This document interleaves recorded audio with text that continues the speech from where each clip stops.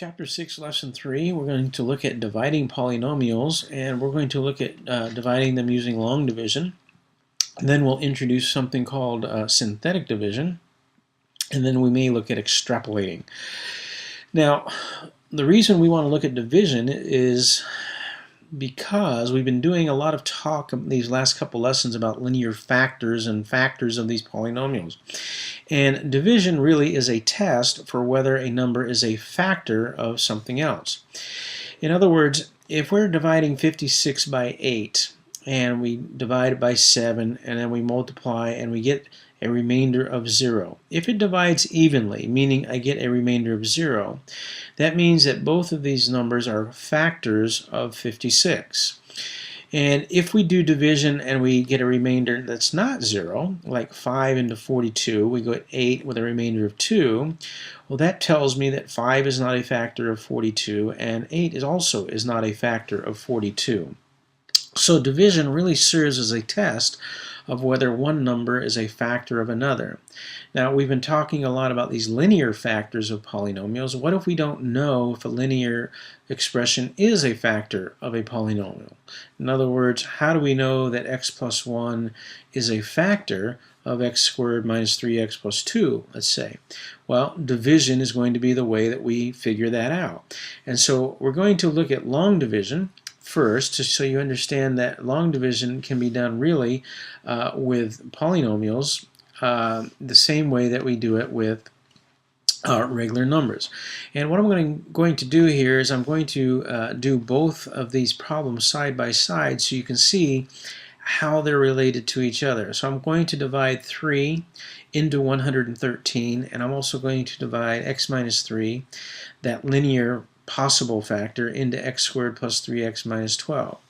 Now, if I get a remainder of 0 on either one of these, then this number outside is a factor of this number as well as the quotient that I get on top. All right, so much like, well, let's go to looking at long division in here. The first thing we do when we're doing long division is we look and we ask ourselves, does 3 go into 1? And it doesn't go into 1, so then we look at the two numbers. So we ask ourselves, how many times does 3 go into 11? And so we say that it goes in 3 times, okay? And so we write the 3 up here right above the 1. Okay, now it's slightly different in here in that we're not really concerned about the minus 3 here. We're just looking at the x, and we want to know how many times it goes into x squared. And it's always going to go in an even number of times. So x goes into x squared x times, meaning x times x, if I multiplied it together, would give me x squared. All right, so back over here on the numerical problem, after we have this number up here, we then multiply this 3 times 3, and we write that underneath.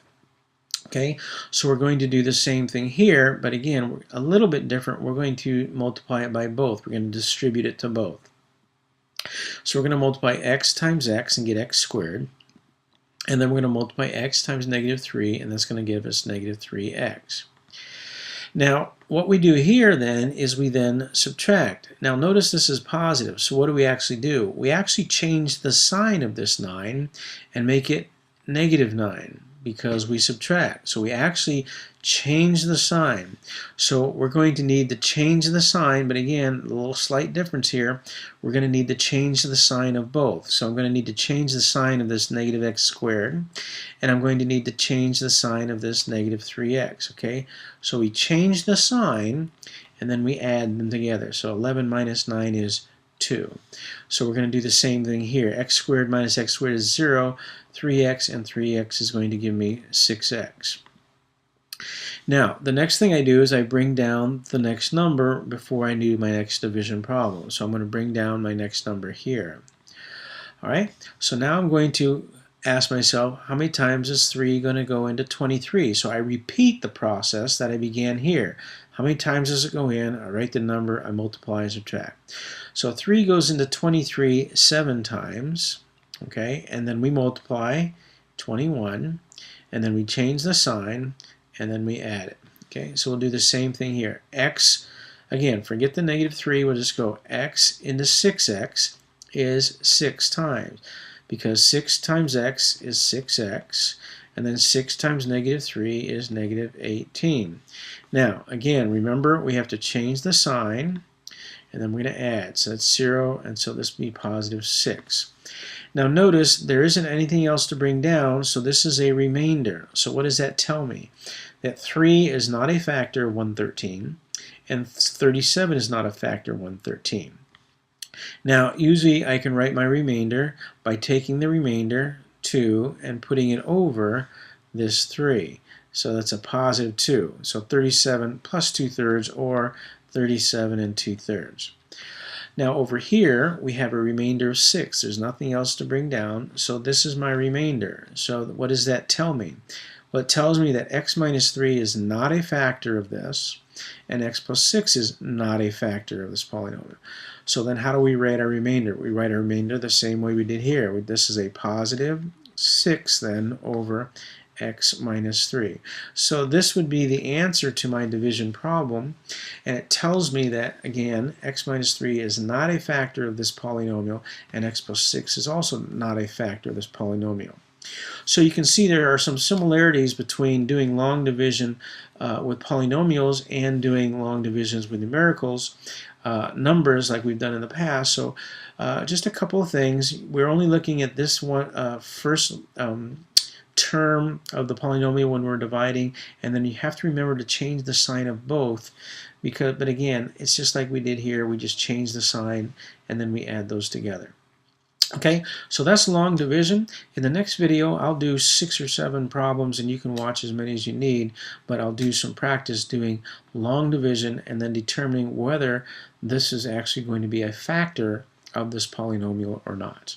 Before I do those examples, though, there is one caveat, or there's one thing we have to remember when we're doing a division of polynomials, and that is we must provide a placeholder for any degree that's not represented in the standard form of the dividend.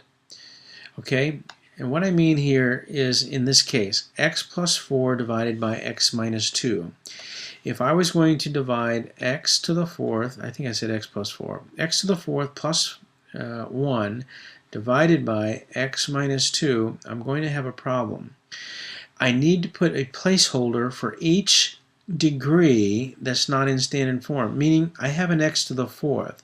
There is no x cubed, so I must put a 0x cubed in there to hold its place. And there is no x squared, so I must put a x squared in there to hold its place. And there is no x, so I must put a 0x to hold its place. And then I have my constant here of 1. So I would need to write out my division problem like this before I started to do my division. Otherwise, we're going to have a problem. And you'll see why if I just do the first step here. If I do x into x to the 4th, that's x cubed, and then I multiply, so the x cubed times x is x to the 4th. And then I do negative 2 times that would be negative 2x cubed. You'll notice that when I go to change the sign and add, if these placeholders weren't here, I would just have a 1, then I wouldn't have anything to add it to. And that's why I still don't have anything to add it to, but it's very important that I have this holding its place so that I know that there is an x cubed value there. So when I add these, I have 2x cubed, and then I'm going to bring down the 0x squared, and I'm going to continue my division. Okay, this is very, very, very important, because when we go to doing synthetic division, it's not going to be as easily recognizable that you're missing a placeholder where it is in long division. Meaning in long division here, I have a 2x cubed, and I know I couldn't add that to 1, so I would have to add it to 0 and just bring it down. In synthetic division, when we do that, you wouldn't be able to recognize that, and therefore your synthetic division is not going to come out correctly. So it's very important that we provide a placeholder for every degree that's not represented. So you'll need to do some kind of algorithm or some kind of mnemonic to help yourself remember that, but you'll need to make sure that you'd have a placeholder for all of these in order to help be sure your division comes out correctly. Okay, check out the next video. We'll do a number of examples, some where we have the situation, and hopefully that will clear any misconceptions or any thing you don't understand. We'll clear that up in the next video.